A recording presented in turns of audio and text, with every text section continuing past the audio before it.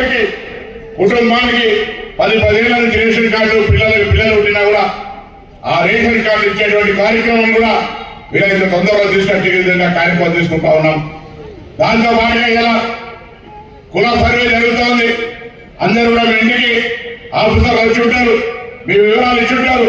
అది కూడా ఈ దేశంలో ఒక పెద్ద మార్పుకు శ్రీకారం చుట్టబోతోంది.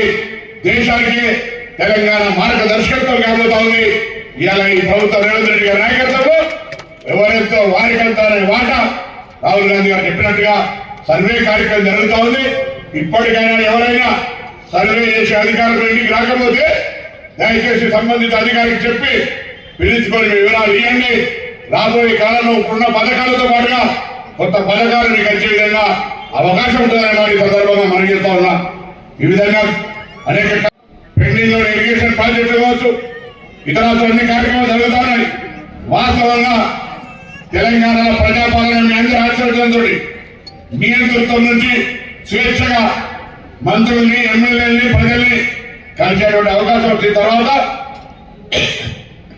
శాసనసభకు చూస్తే ఆర్థికంగా బడ్జెట్ పెట్టాలని చూసిన సందర్భంలో గల్లా ఖాళీ.